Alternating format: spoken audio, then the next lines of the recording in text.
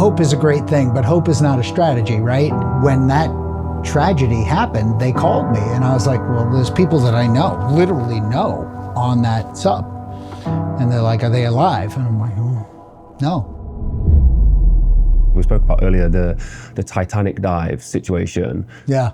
Like, how often are these things coming up? You said that, is that part of the dive community? They just reach out to people and say, like, something's happened over here. Like, can we get some assistance? Have you got any information? Like, yeah, so the Titanic tragedy, I happen to be a member of the Explorers Club. I'm a fellow of the Explorers Club. The Explorers Club's just a bunch of people that do these crazy things, that first of a kind thing, right, that sort of thing. So while I'm a fellow of the Explorers Club, I've met some of these people that were trying to endeavor to commercialize transport to the Titanic. Met, talked with, shook hands with, friendly with, right? These people, you see it happen all the time. Well, I'm a guy, dyed-in-the-wool, submersible sort of a guy. I'm building and helping build and design dry combat submersible at Special Operations Command. So when I retired, I was basically a submersible design expert. I worked on the American Bureau of Shipping committee, special committee for building and classing undersea systems and hyperbaric vehicles. And, you know, I kind of became known in that realm. And, you know, when that tragedy happened, they called me and I was like, well, there's people that I know, literally know, on that sub. And they're like, are they alive? And I'm like, oh, no. No, because pressure, depth times 0.445, that pressure, pounds per square inch, is going to squish and flatten that. So the reason why things like dry combat submersible were made of steel and not made of like this carbon fiber wrap spun over different sealing surfaces is because we couldn't make that math work. So while I was in the Combatant Craft Program Office, I tried to work with people that were making these layups. They were carbon fiber, basically, carbon fiber spun laid up things. They're very light, they're really very durable, but this repeatability of process, you basically take a resin and you put it over like this, and then you put it over like that, and you put it over like that. Well, if that lineup happens to have a hole in it, it's that Swiss cheese analogy, that pressure can get through. If that pressure can get through, bad things can happen. So we design things, I'm an engineer, we design things out of steel because it's rigid, but it's heavy, and nobody wants to do heavy. So at that point, they were trying to change the way that the industry worked, and lots of military people told them that that was a bad thing to do. And unfortunately, hubris got the better of those people and somebody paid a price. What's the reason for trying to be lighter then? Does that make it more affordable or? Transportability, right? This process of transporting it somewhere, it's heavy, it's weight. But what you find is that the volume, 1 cubic foot, so 3 foot by 3 foot by 3 foot, 1 meter by 1 meter by 1 meter, that takes, if that's air, it takes 64 pounds to sink that. So you're gonna need the weight in some way, shape, or form. So you're gonna have to have some sort of a ballast on you to sink you if you have this much air, right? So all these calculations have to come into effect. All of this math is important.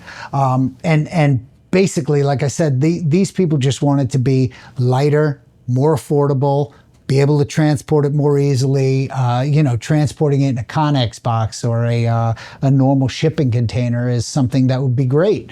But these things are big and too heavy to be doing that, you know? So it makes shipping them hard, it makes transport hard, it makes loading them in the water hard, you know.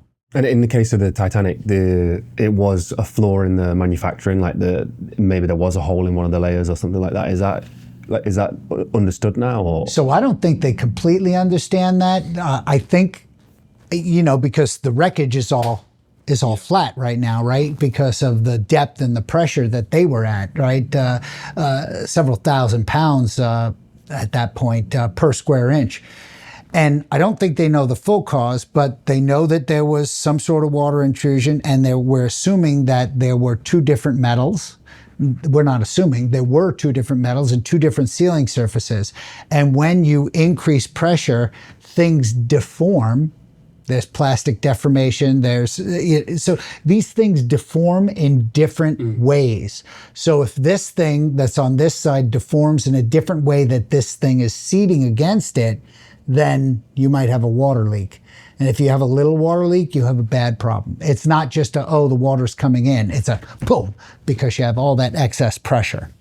Would there have been much signs to be able to go, like, right, okay, we need to cut the we need to go up now, or anything like that? Or would it have just been happen a very quick thing, they wouldn't have known about it? It depends. I speculate that it happened very quickly.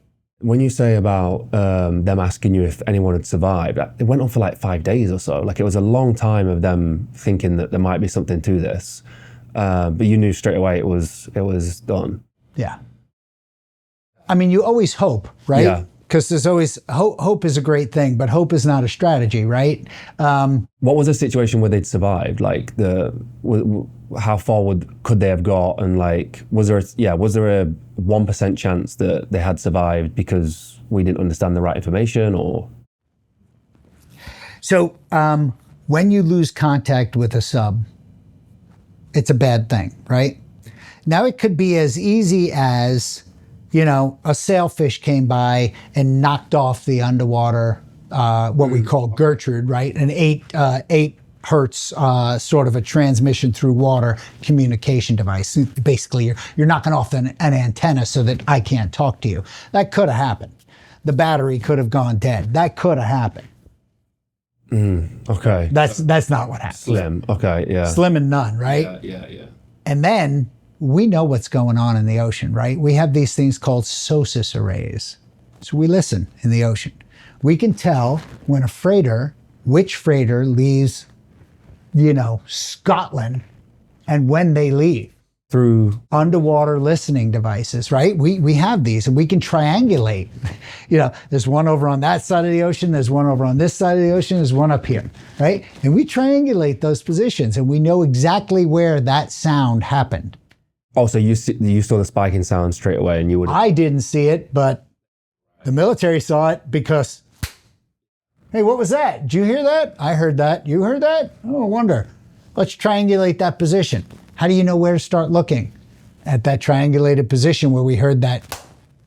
And it's machinery that would pick it up and say there was a spiking sound, or could you actually if you were in vicinity, could you actually physically hear, or? Oh, I'm sure you could hear it if you were actually in the water, but if you weren't in the water, you couldn't hear it. It's not like you can hear it outside. Yeah. But sound travels very far in the ocean, right? So to the tune of thousands of miles. Oh, really? Wow. Oh, yeah. Because there's not sound. I mean, sound will carry and propagate in the ocean very far distances.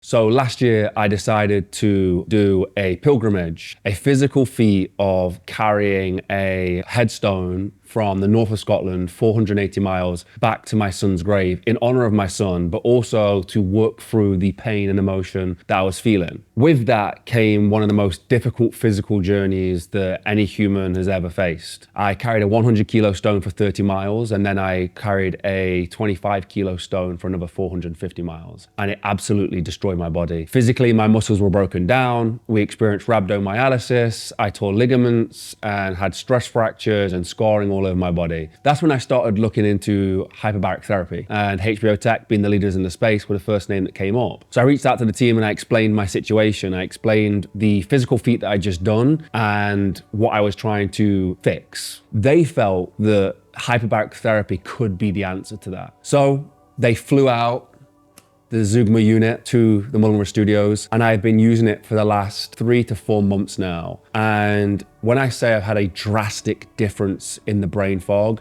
that would be an absolute understatement. Whenever I finish a session, I have absolute clear mind. I feel like memory recall and cognitive function is just 10 times better, and my physical recovery has been better as well. It feels like I'm sleeping about 10 hours instead of the 5 or 6 that I usually get. I can't recommend it enough. If you have the opportunity to try it, that's why we think HBO Tech is a great partner for the Mulligan channel, and we're hoping to do some great work with them.